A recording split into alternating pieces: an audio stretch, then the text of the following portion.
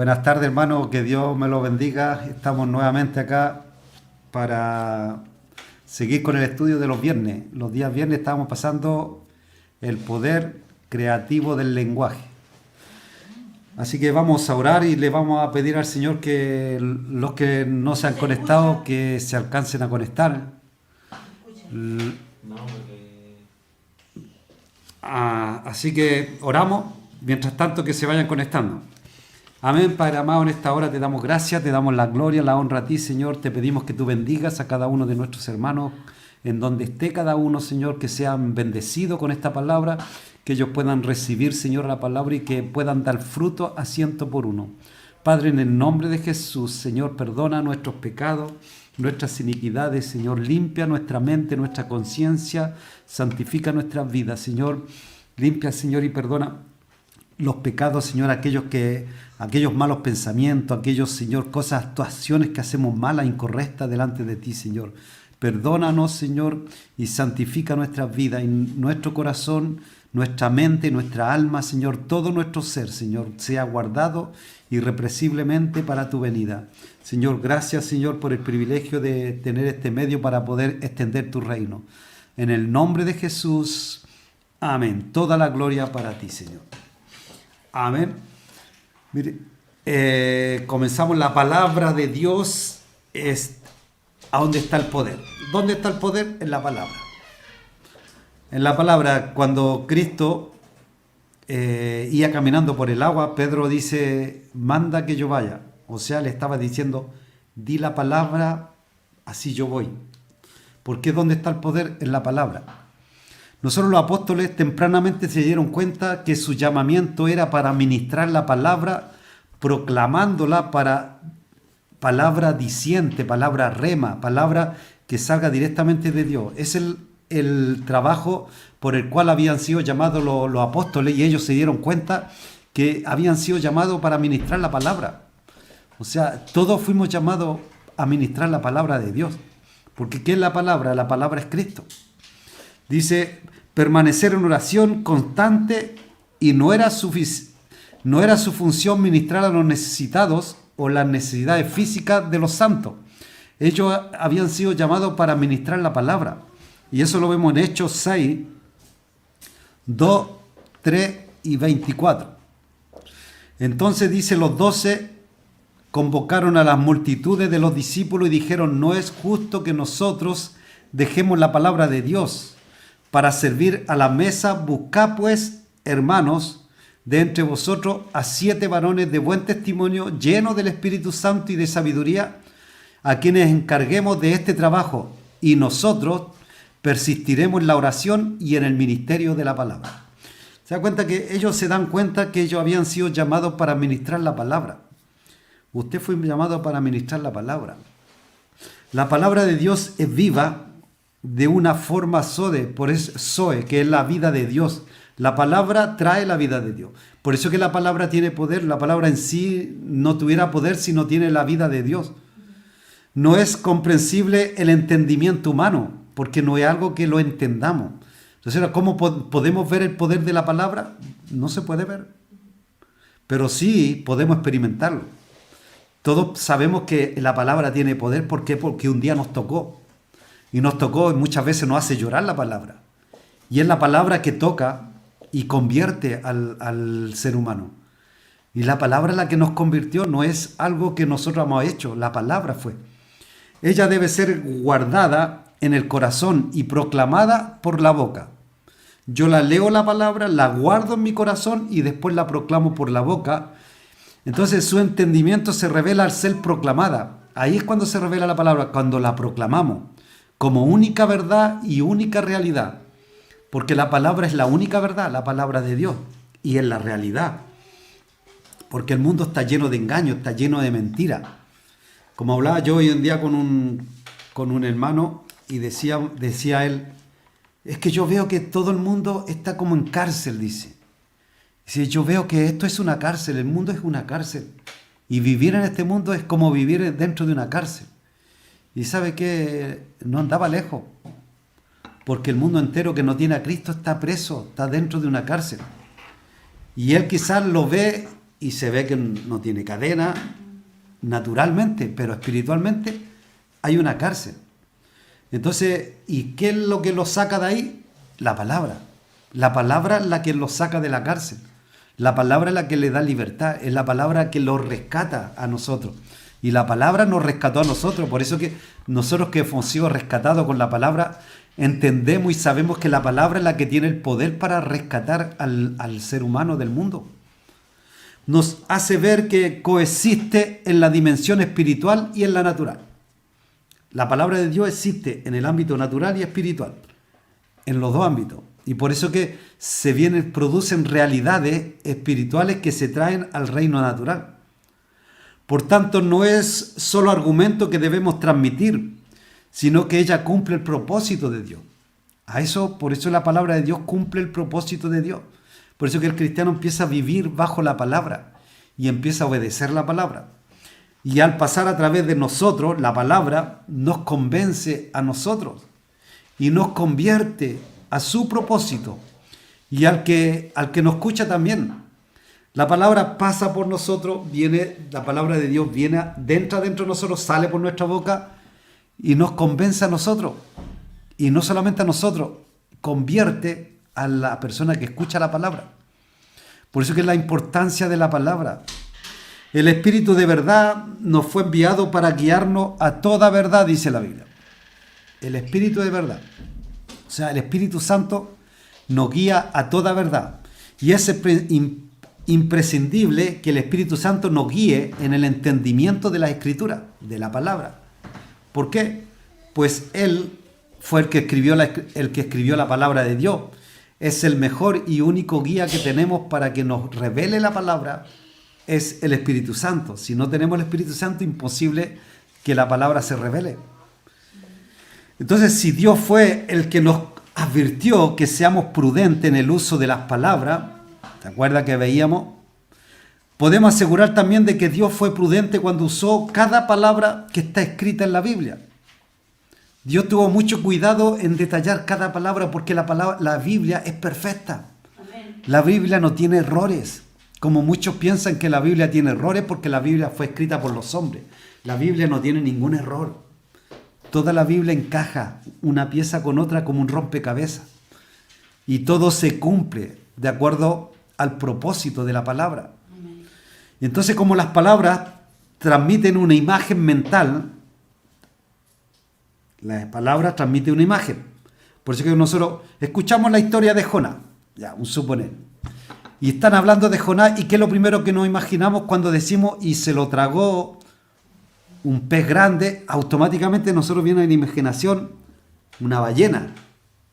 Cuando la Biblia nunca dijo una ballena, pero claro, porque nosotros el pez más grande que tenemos, lo vemos o lo imaginamos, es una ballena y viene a nuestra imaginación. Por eso que la palabra, nosotros la imaginamos, siempre la palabra. Cuando nosotros hablamos, nosotros viene a la imaginación la palabra y después sale por nuestra boca. Porque viene la palabra a nuestra mente primero. Dice, miren lo que escuchen. Miren lo que dice la Biblia. Marcos 4:24. Le dijo también, mirad lo que oís. O sea, ¿cómo yo voy a mirar lo que oigo? Dice, mirad lo que oí. Porque con la medida con que medís, os será medido. Y aún se os añadirá a vosotros lo que oís. O sea, lo que nosotros escuchamos, lo oímos, ¿cierto? Y lo miramos. ¿Por qué lo miramos? Porque lo imaginamos. Cuando nosotros escuchamos relatar un relato, lo primero que empezamos vamos llevando como la imaginación todo lo que es el relato que están relatando. Y entonces es como que estamos mirando lo que se está hablando. Y eso es lo que dice. Mirad lo que oí. Tenemos que mirarlo, o sea, imaginarlo. Cuando nosotros logramos imaginar la Biblia y cuando la leemos y vamos imaginando todo el relato de la palabra, usted se va viendo como se va imaginando. Y normalmente uno se imagina a Cristo como en las películas, con el pelo largo, rubio, y que no es así, pero bueno, ¿por qué? Porque es lo que uno tiene guardado de que se imagina como es Cristo. Pero tenemos que aprender a visualizar la palabra de Dios. Entonces tenemos que ver lo que oímos. ¿Cómo ver? En la imaginación. Vemos lo que oímos. tratar de entender lo que Él ve, y esto solo se logra a través del Espíritu Santo, porque el Espíritu Santo nos trae revelación cuando nosotros vemos. Lo que escuchamos lo vemos, y eso viene la revelación con el Espíritu Santo. Por eso 2 de Pedro 1, 19 al 21 nos dice: tenemos también la palabra profética más segura, a la cual hacéis bien en estar atentos, como una antorcha que alumbra en lugar oscuro, hasta que el día enclarezca y el lucero de la mañana salga en vuestros corazones, entendiendo primero esto, que ninguna profecía de la Escritura es de interpretación propia o privada, porque nunca la profecía fue traída por voluntad humana, sino que los santos hombres de Dios hablaron siendo inspirados, ¿por qué? Por el Espíritu Santo. Todo el Antiguo Testamento, los profetas de Dios fueron inspirados por el Espíritu Santo. O sea, el Espíritu Santo le hablaba y ellos repetían lo que escuchaban. Entonces el Espíritu Santo es sin lugar a duda el mejor intérprete de la Biblia, ya que fue su autor. Jesús dijo que el Espíritu Santo había descendido sobre los profetas mientras hablaban en el Antiguo Testamento. Entonces estas profecías fueron proclamadas mientras el Espíritu Santo inspiraba a los profetas. ¿Para qué? Para que ellos abrieran su boca, eran inspirados por el Espíritu Santo. Entonces la profecía venía del Espíritu de Dios. Entonces todas estas palabras se llama la Escritura o la palabra de Dios. Por eso que iban escribiendo lo que el Espíritu les decía. Entonces a esto se le llama la Escritura, o se le dice también la palabra de Dios o la Biblia. Luego en el Nuevo Testamento el Señor inspiró a los apóstoles. ¿Para qué? Para revelar el misterio de la iglesia. Porque en todo el Antiguo Testamento, ¿se acuerdan que estamos viendo los días martes? No había sido revelado el misterio de la iglesia. Pero a través de los apóstoles, Dios revela el misterio de la iglesia, como el tabernáculo de David restaurado. Acuérdense que dice en el libro de Hechos que quería restaurar el tabernáculo de David, donde nosotros somos el tabernáculo de David. ¿Qué es lo que había en el tabernáculo de David? Adoración las 24 horas del día. ¿Qué tiene que haber en nosotros? Adoración las 24 horas del día. Ese es el propósito de este nuevo tabernáculo. Por eso que ya en el Antiguo Testamento venía el Espíritu y se iba. Venía, profetizaban y se iba. Venían, escribían la Biblia y se iba. Pero en el Nuevo Testamento ya no. O sea, entró dentro de los apóstoles para escribir lo que faltaba escribir. Lo vemos en 2 de Pedro 3, 14 al 16. Por lo cual, oh amados, estando en espera de estas cosas, procurad con diligencia ser hallados por Él sin mancha e irreprensible, en paz, y tened entendido que la paciencia de nuestro Señor es para salvación, como también nuestro amado hermano Pablo, según la sabiduría que le ha sido dada, os ha escrito casi toda la epístola, y hablando en ella de estas cosas, dice, entre las cuales hay algunas difíciles de entender, las cuales los indoctos e inconstantes tuercen, como también las otras escrituras, ¿para qué? Para su propia perdición. O sea, tuercen la escritura para su conveniencia. Entonces, ¿qué estaba hablando? El Espíritu Santo. ¿A través de qué? A través de los apóstoles. En el mismo Espíritu Santo el que vino sobre los profetas y los movió a hablar. El mismo Espíritu Santo que estuvo en el Antiguo Testamento movió a hablar a los profetas de este Nuevo Testamento. Entonces también inspiró a los escritores de este Nuevo Testamento, pero ya desde una ubicación diferente. Ahora no venía y hablaba y se iba, ahora ya entró dentro del creyente. Jesús dijo que el Espíritu estaría en el interior del creyente. Desde allí, del interior, inspiró todo el Nuevo Testamento. El Nuevo Testamento es algo que se debe cumplir. ¿Por qué? Porque es un testamento, es algo que se está pidiendo que haga. ¿Qué es lo que pasa cuando una persona muere, deja un testamento y qué es lo que quiere? Que se cumpla lo que está escrito en este testamento. ¿Qué quiere Dios con este Nuevo Testamento? que usted cumpla y yo cumpla lo que está escrito en el Nuevo Testamento. El Espíritu Santo fue enviado para morar en el corazón de los que creen y confiesan a Jesús como el único Señor de sus vidas. Para eso fue enviado el Espíritu Santo. ¿Para qué?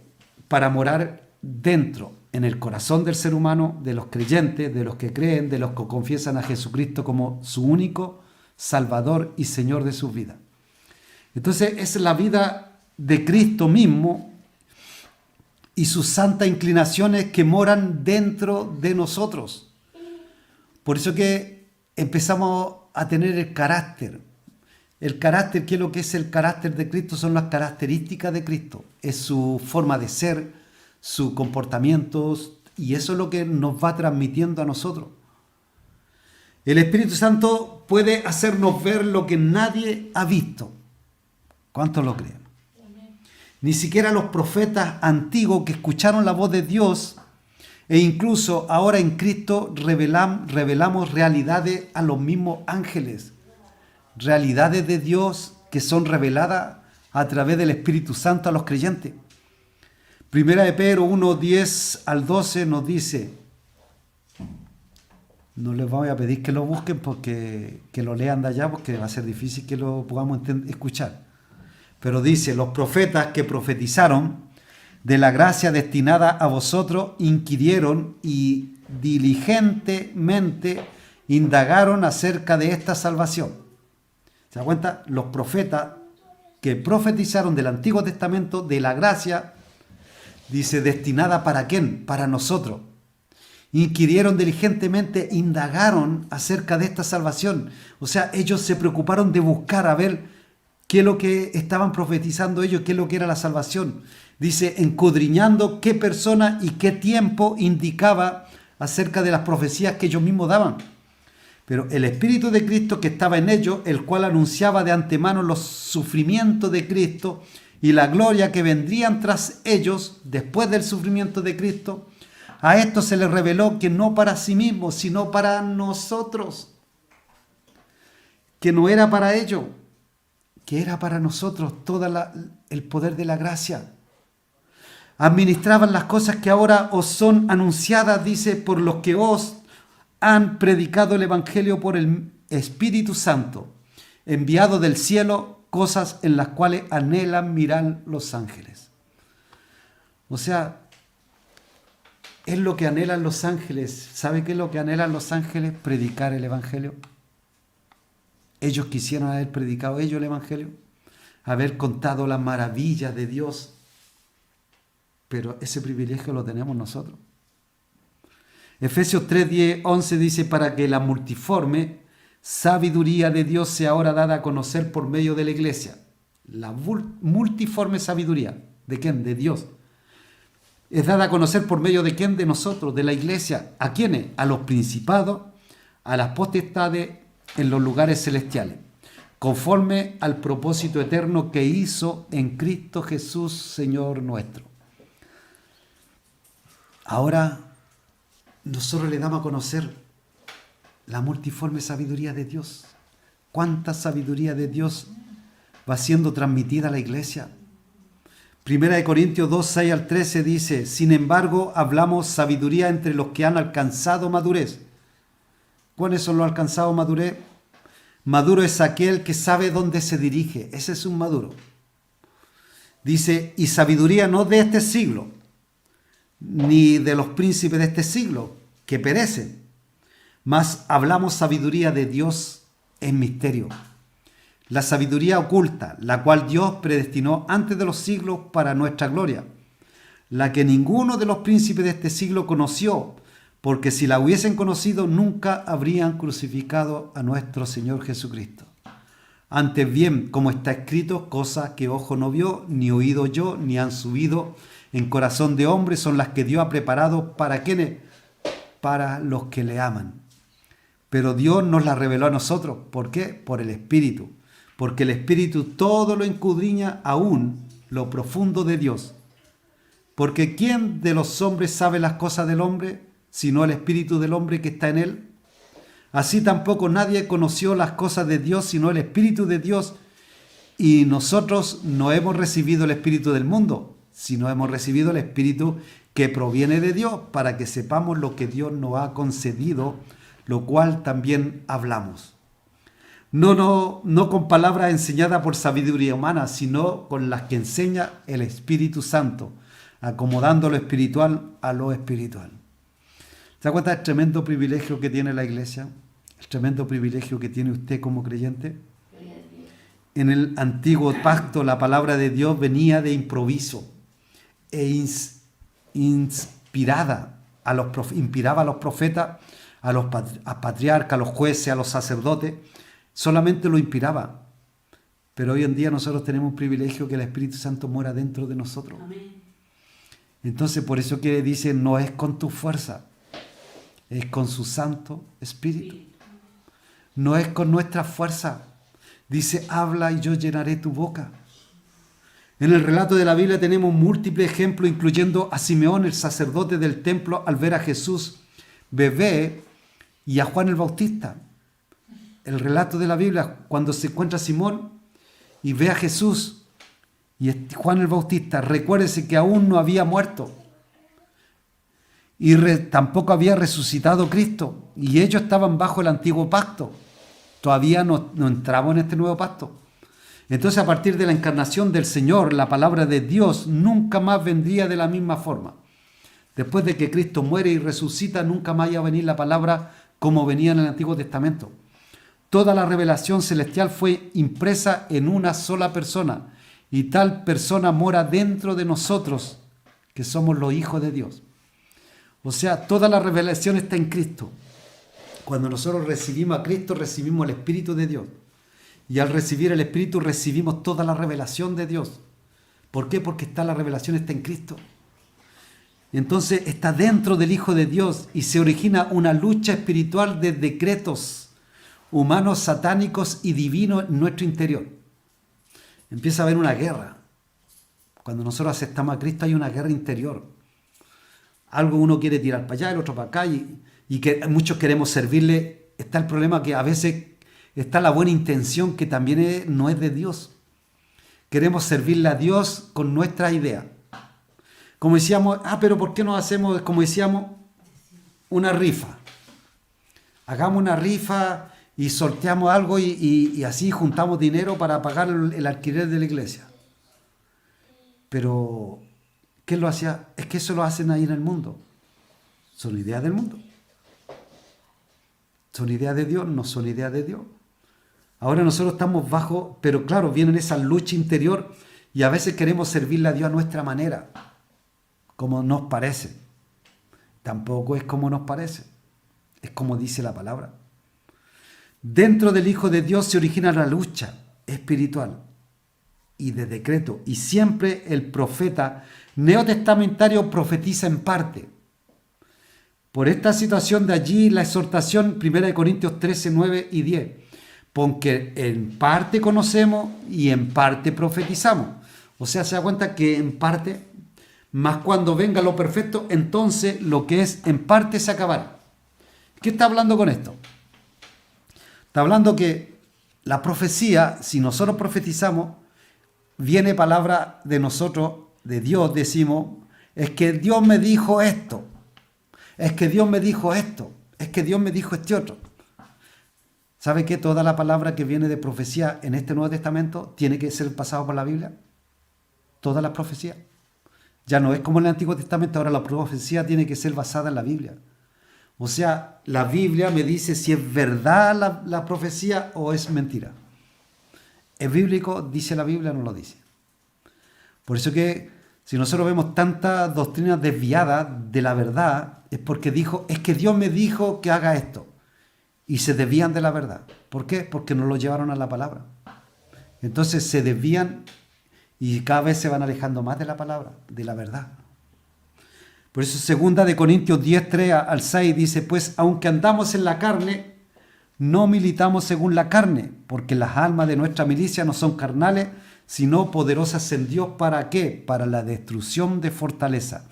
derribando argumentos y toda altivez que se levanta ¿qué? En contra del conocimiento de Dios y llevando cautivo todo pensamiento a la obediencia a Cristo y estando pronto para castigar toda desobediencia cuando vuestra obediencia sea perfecta. ¿A dónde llevamos nuestra obediencia cautiva? A Cristo. Toda la obediencia a Cristo. ¿Y qué es la palabra? La palabra es Cristo. O sea, ¿lo dice la Biblia lo que me vino a la mente? No lo dice la Biblia. Por eso dice, todas las profecías, examínenlas. ¿Cómo podremos proclamar la palabra de Dios de una manera completa y perfecta? Segunda de Pedro 1, 16 al 20 nos dice cómo proclamar la palabra de Dios de una manera completa y perfecta. Porque dice, porque no os hemos dado a conocer el poder y la venida de vuestro Señor Jesucristo y siguiendo fábulas artificiosas, sino como habiendo visto con nuestros propios ojos su majestad.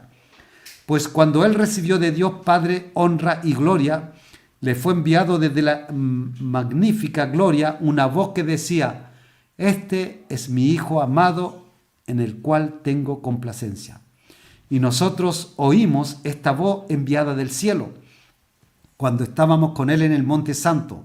Tenemos también la palabra profética más segura, a la cual hacéis bien en estar atentos, como a una antorcha que alumbra en lugar oscuro, hasta que el día esclarezca y el lucero de la mañana salga en vuestros corazones. Entendiendo primero esto, que ninguna profecía de la Escritura es de interpretación privada. Ninguna profecía de interpretación propia. Mire, por eso cuando Dios habla a uno, habla a otro y habla a otro. Habla a varias personas a la vez y después decimos, Dios está hablando. Nunca cuando Dios dice a una persona hay que salir corriendo a hacer lo que dijo, porque no es así. Dios no está apurado, Dios no tiene apuro. Dios puede frenar la venida o puede adelantarla. Dios maneja los tiempos. Todo está en las manos de Dios, todo está controlado por Dios. Pedro testifica que las Escrituras son más confiables que el oír la voz de Dios personalmente. O sea, yo escucho, Dios me habló. Ojo, que no siempre es Dios el que habla. Hay 4 voces. Está nuestra voz interior, está la voz, ¿cómo se llama?, del diablo y la voz de Dios. Tenemos 3 voces que nos hablan. Entonces, muchas veces nuestra voz interior que nos está hablando. Por eso que a veces las profecías del cristiano salen del corazón. Y dice, es que Dios me dijo que te vas a sanar. Y Dios nunca le dijo. ¿Y qué es lo que hay? En el corazón hay un deseo que la persona sane. Y que ese deseo se convierte en que Dios me dijo. Y Dios nunca dijo. Pero testifica que las Escrituras son más confiables. Por eso Él nos dice, estuvo en el monte de la transfiguración, pero también se acuerda de su infantil reacción humana, Pedro. Por ello declara que las Escrituras son una profecía más segura. Y nos dice que las palabras tienen poder. Proverbios 18:21, la muerte y la vida están en el poder de la lengua. ¿En dónde? En la lengua. Y el que la ama comerá de su fruto. ¿Dónde está la muerte y la vida? En la lengua. ¿Sabe qué? El peor problema de hoy en día de esta pandemia es cuando una persona cree lo que dicen tantos medios de que te va a afectar, porque ya tienes más de 60 años, te va a afectar y te va a tocar y te va a morir. ¿Qué pasa? El cuerpo se asusta y tiene temor. Y al tener temor, las defensas se bajan. ¿Por qué? Porque se está proclamando con la boca. Por eso que lo que decimos tiene mucho poder. Por eso que cuando personas que tienen niños y le dicen, eres tonto, eres tarado, eres imbécil, ¿qué es lo que están creando del niño? El día de mañana. No es que yo no sirvo. Que hay que hacer esto. No, yo no sirvo para eso. Y piensan que no sirven para nada porque como toda la vida fueron recargándole eso en la cabeza. El centro lingüístico del cerebro, o del cerebelo, influye directamente todo el sistema nervioso. Y esto ya Salomón lo sabía hace más de 3.000 años. Al paciente que se va a operar actualmente se le aclara que su voluntad es un factor vital para lograr una intervención exitosa. O sea, tiene que estar confiado. ¿Sabe que una persona que se va a operar tiene que estar confiado que va a ser sana? ¿Qué pasa si piensa y se pone a hacer un testamento? Voy a escribir un testamento porque por si me muero. Y voy a dejarle las deudas, se las voy a dejar a tal. El coche lo voy a dejar al otro. Empiezo a escribir un testamento. ¿Qué está anunciando? Que va a morir. La voluntad es directamente proporcional a la calidad y la cantidad de argumentos que espera y declara la realidad de todo cometido. Uno de los factores más debilitantes de la sociedad contemporánea es la jubilación. Y cuando la persona está pensando que se va a jubilar, ¿qué es lo que pasa? Me quedan pocos años para jubilar. Y cuando jubila, hay personas que están deseando jubilar. Y cuando se jubilan, se encuentran que no sirven, porque donde van a buscar trabajo ya no le dan. Y si nosotros vemos ya una persona de 60 años, cuesta encontrar trabajo. ¿Cómo se empieza a sentir la persona ya que le cuesta? Se siente un inútil. Toda la experiencia aniquila, pues aunque la tildan con un nombre muy hermoso, le dicen la tercera edad. Llegaste a la tercera edad. No, pero la tercera edad tiene muchos beneficios. Pero ¿qué pasa? Cuando la persona llega a la tercera edad, empieza a sentirse débil. Empieza a sentirse ya, es que no sirvo para esto. Ya no puedo hacer aquello, no puedo hacer este otro. En el ámbito social es considerado no apto para casi la labor necesaria. Se empieza a sentir inútil. El hecho de no seguir trabajando puede causar serios problemas a una persona. ¿Sabe que hay personas que trabajan hasta más de 70 años y se sienten súper bien y ágil? Dejan de trabajar y vienen los achaques. Y empieza a sentirse mal, empieza a caer en cama, a todos los problemas le vienen a la cabeza. ¿Por qué? Porque se siente como inútil.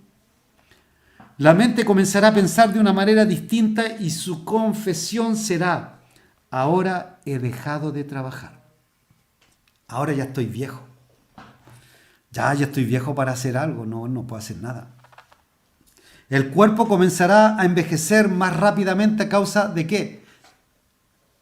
De las palabras que fue hablando. La proclamación. La edad de una persona es más una simple cronología, es el estado mental. O sea, de acuerdo a cómo esté mi mente, cómo va a estar mi cuerpo. Yo me siento como un chaval de 20 años. Bueno, no tanto, pero de 40 ya. Bueno, de 45. Si externamente bombardeamos a un ser humano su voluntad, afectaremos su esperanza y declaración de palabra. Todo lo que es bombardeado con palabras afecta a una persona. Y le escucharemos confesando su inoperancia y provocándola en todo su ser. Todo su cuerpo recibe lo que entró en su mente. Negatividad. Negativo, negativo, negativo. El lenguaje es lo que más afecta a la condición de una persona. Por eso que el Señor dijo: cuida tus palabras, cuida. Piensa y después habla. Piensa y después habla. ¿Por qué muchas veces ofendemos? El que dice Santiago, ¿se acuerda que veíamos? Dijo: el que logra refrenar su lengua es capaz de frenar todo su cuerpo. El más difícil de frenar, de domar, decía, pueden ser domados todos los animales. Si usted ve los delfines, cómo los doman, hasta las ballenas las doman. Todos los animales son domados. Los leones, pero la lengua. Amado, dice, tercera de Juan 2 dice, amado, yo deseo que tú seas prosperado en todas las cosas y que tengas salud, así como prospera tu alma. Escuche lo que le dice el Señor. Yo deseo que tú seas prosperado en todas las cosas y que tengas salud. Escuche, que tengas salud, así como prospera tu alma. Iglesia, escucha, frente a todo pronóstico contrario, entérate y aférrate a lo que Dios dice de ti y entiéndelo como un camino a seguir proclamando y esperando su ocurrencia segura. Yo soy lo que la palabra de Dios dice que soy. Eso es lo que somos como cristianos. Usted no es un perdedor, no es un derrotado. Usted es un más que vencedor. Amén. Yo soy un más que vencedor. ¿En quién no? En mi fuerza no, en Cristo Jesús. Debemos creer que la bendición de Dios es parte de su provisión redentora. El poder creativo de la confesión de la palabra es importante. Después de la entrada triunfal de Jesús a Jerusalén, Jesús se dirigió directamente al templo y sabía lo que acontecía, pero no dirigió una palabra. Sabía lo que estaba pasando, pero él no dirigió ni una palabra. Al anochecer se dirigió a Betania con el fin de pasar la noche en la casa de unos amigos. Y al día siguiente por la mañana se acercó a una higuera, pero al buscar algún fruto en ella no encontró nada. Solamente encontró en la higuera solamente hojas. Y eso lo dice Marcos 11, 12 al 14. Y dice, al día siguiente cuando salieron de Betania, tuvo hambre. Y viendo de lejos una higuera que tenía hojas, fue a ver si tal vez hallaba en ella algo. Pero cuando llegó a ella, nada halló sino hojas, pues no era tiempo de higos. Entonces Jesús dijo a la higuera, nunca jamás coma nadie fruto de ti. Y lo oyeron sus discípulos. ¿Sabes que todos estos actos de Cristo tienen un significado muy especial? En este caso, la higuera simbolizaba, ¿sabe a qué simbolizaba al pueblo de Israel? A eso simbolizaba la higuera. Marcos 11, 20 y 23 dice, y pasando por la mañana, vieron que la higuera se había secado desde las raíces. Entonces Pedro, acordándose, le dijo, maestro, dice, mira la higuera que maldijiste se ha secado. Y respondiendo Jesús le dijo, tened fe en Dios, porque de cierto os digo que cualquiera que dijera a este monte, quítate y échate en el mar, y no dudare en su corazón, si no creyere que será hecho lo que diga, le será hecho. Lo que diga, será hecho. Por eso decía el centurión, Señor, di la palabra, y mi siervo sanará. Solamente di la palabra. El poder está en la palabra. Jesús aprovechó esta ocasión para enseñar el potencial de la palabra que había de tener los cristianos. Él solo pensar no obras milagro. Si yo pienso que va a ocurrir, no va a obrar el milagro. El milagro se produce ¿cuándo? Cuando yo digo la palabra. Cuando yo lo confieso y lo creo. Porque yo también puedo decir la palabra, pero la digo por decir y no lo creo. Tampoco va a ocurrir nada. Cristo prometió que recibiríamos lo que confesamos. Y eso es lo que dijo Cristo. Si los cristianos tan solo pudiéramos ver el poder que se desata al confesar la palabra de Dios con fe, ¿sabe qué? Las cosas que viéramos, usaríamos ese potencial con más eficacias. Y sabe que no un día a la semana, los 365 días del año, usaríamos la palabra y con fe. Nuestras palabras son importantes. Escuche. Malaquías dijo que Dios guardaba un libro de palabras.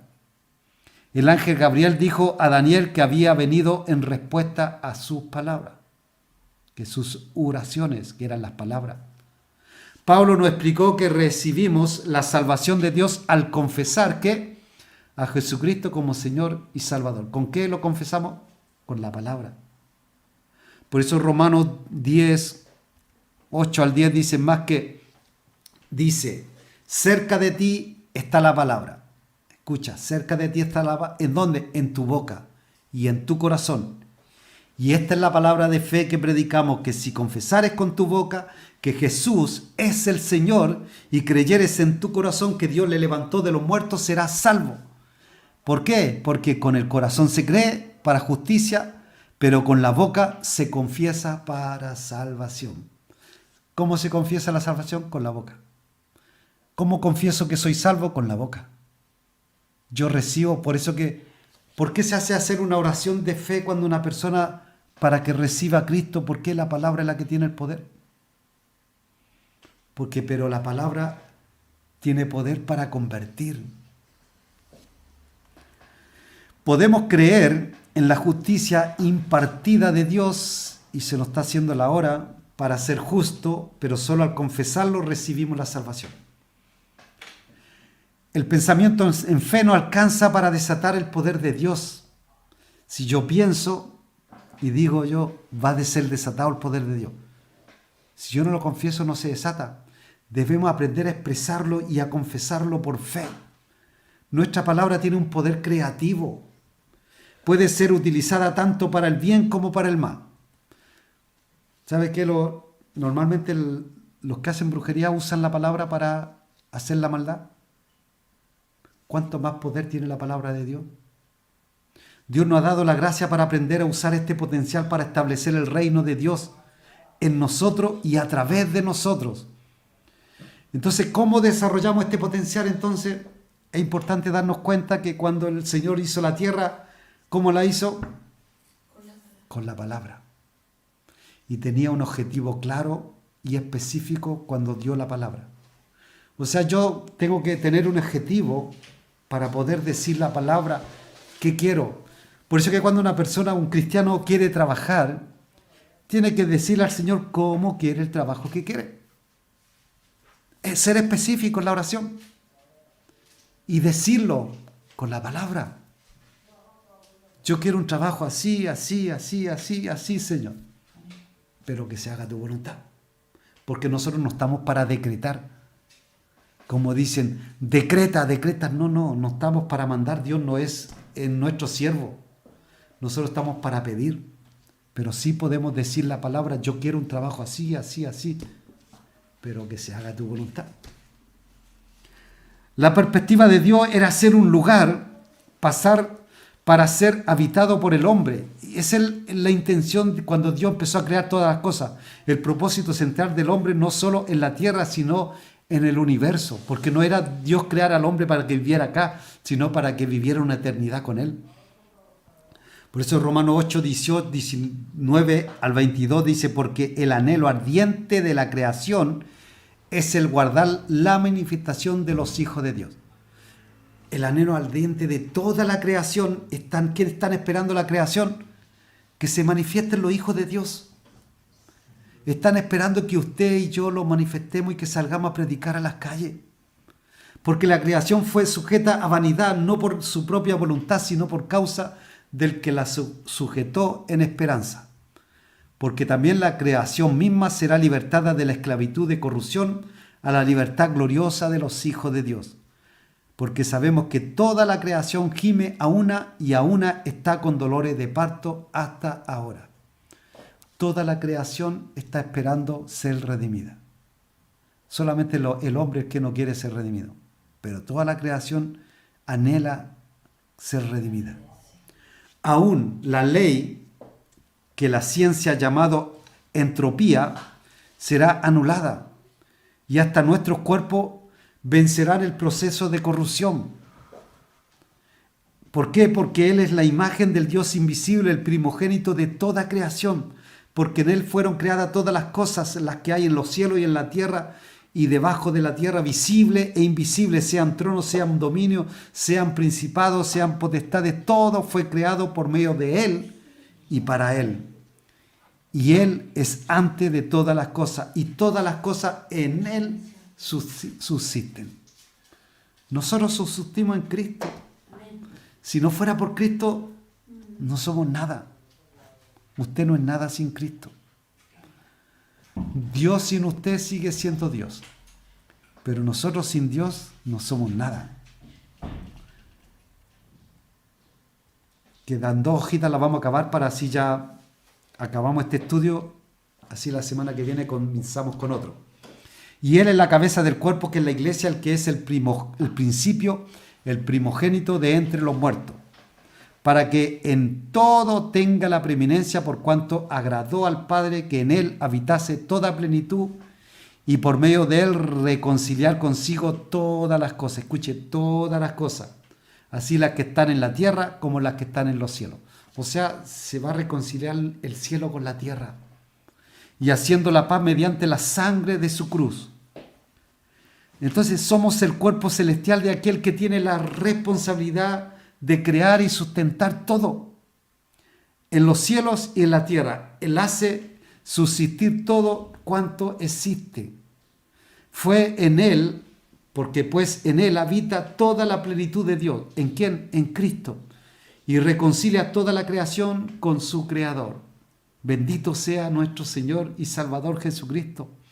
Por eso Efesios 1, 3 al 6 dice: bendito sea el Dios y Padre de nuestro Señor Jesucristo, que nos bendijo con toda bendición espiritual en los lugares celestiales en Cristo, según nos escogió en Él antes de la fundación. Mire, según nos escogió, ¿en dónde? En Él, nos escogió en Él, antes de la fundación del mundo. O sea, nosotros estábamos en Cristo antes de la fundación del mundo, para que fuésemos santos y sin mancha delante de Él, en amor, habiéndonos predestinados para ser adoptados hijos suyos por medio de Jesucristo, según el puro afecto de su voluntad, para alabanza de su gloria y de su gracia. Bendito sea el Señor. Antes de la fundación del mundo estábamos en Cristo, quiero que lo entienda, y allí nos escogió Dios el Padre para hacernos sus hijos para siempre. Por eso Dios ya nos conocía, Dios conoce a todos sus hijos. Por eso que dice: sometió todas las cosas bajo sus pies y lo dio por cabeza sobre todas las cosas a la iglesia, la cual es su cuerpo, la plenitud de aquel que todo lo llena en todo. Entonces, al ser su iglesia, su cuerpo, somos la plenitud que todo lo llena en todo. ¿Quién es? Nosotros. Nos llenamos todo tenemos que llenar de la gloria de Dios.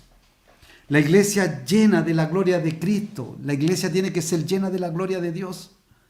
¿Para qué? Para poder trasvasijar la gloria de Dios al mundo. Es la que cumple su propósito de llenar toda la creación de la gloria de Dios. ¿Quién? La iglesia. Nuestra influencia no se limita a esta tierra, abarca toda la creación de Dios, de la tierra y de los cielos. Si tenemos en cuenta que antes de ser creados estuvimos en la mente de Dios, podemos entender claramente el propósito de Dios de haber elegido esta tierra para que pueda habitar el hombre. Entonces hablamos mucho de la fe, pero pareciera que nunca establecemos metas claras acerca de la fe. Debemos tener un claro objetivo y una meta específica para que el futuro que hemos recibido de parte del Espíritu Santo, debemos aprender a caminar juntos con el Espíritu Santo. Y que Él sea nuestra guía, no nosotros, nuestra idea, que el Espíritu sea nuestra guía y que nos revele los deseos de Dios. A ver, Señor, ¿qué quieres que yo haga? ¿Usted le ha preguntado alguna vez al Señor qué quieres que yo haga? Y una vez que el Espíritu Santo lo guíe y nos va a dar la instrucción apropiada, ¿qué es lo que tiene que hacer usted? Podemos confesar con autoridad sobre las circunstancias caóticas y de esta manera veremos los milagros de Dios. Si no podemos aceptar las promesas de Dios, no tenemos derecho a reclamar victoria e insistir en la oración. El padre que oró sobre el hijo envenenado, ¿sabe qué? Estaba envenenado su hijo y estaba muriendo. ¿Y qué pasó? Con muchas sensaciones contrarias, hasta que llegó una paz y recorrió su interior, porque empezó a tener una lucha interior cuando su hijo se estaba muriendo envenenado. Y este hombre, que era cristiano, dice, de repente estaba muy turbado, y de repente llegó una paz a su interior. Y todos lo creyeron como que estaba loco, pues el hijo no tenía tenía color de muerte. Pero ¿sabe lo que hizo este hombre? Le habló a su hijo y su hijo vivió y estaba muriendo. ¿Por qué usó el poder de la palabra? ¿Sabe qué? Como cristianos tenemos que empezar a usar el poder de la palabra. Y con esto vamos acabando y vamos a orar. Y le pido que usted cierre sus ojos donde usted está. Y que usted pueda recibir este don de Dios. Que pueda ser lleno del Espíritu Santo y lleno de poder del Espíritu Santo y lleno de sabiduría del Espíritu Santo. Diga, Padre mío, en esta hora, Señor, perdóname, porque muchas veces he usado mal tu palabra. He usado muchas veces quizás para mi conveniencia y no para beneficio de tu reino. Señor, perdónanos, porque hemos pecado, hemos hecho lo malo delante de ti. Señor, venga tu reino. Te recibimos, Señor, en nuestros corazones, como nuestro Señor y como nuestro Salvador, y queremos hacer tu voluntad. Examina nuestro corazón, examina nuestra mente, nuestra alma. Señor, trae santidad a nuestras vidas, trae santidad a nuestra mente y sanidad a todo nuestro ser, todo nuestro cuerpo, espíritu y alma, Señor. Poder ser sanos completamente. Señor, te damos gracias, te damos toda la gloria, toda la honra a ti, Señor, por tu palabra, porque tu palabra es poder y tu palabra tiene poder, Señor, en sí. Gracias, Señor, en el nombre del Padre, del Hijo y del Espíritu Santo. Amén. Un abrazo, hermano, que Dios me los bendiga. Saludo a Chile, saludo a Mendoza, Argentina. Saludo a mis hermanos de acá, de toda España, de Barcelona, de Argentona, de acá de Badalona, de acá también de Mataró. Un abrazo, que Dios me lo bendiga, lo extraño mucho. Con la Estercita también quería saludar, a ver. Esperemos que ya nos veremos porque casi ya se está acabando y... solo digo que Dios le bendiga y que no les pase nada. Amén. Ay, Dios, hermano, que Dios me lo bendiga mucho.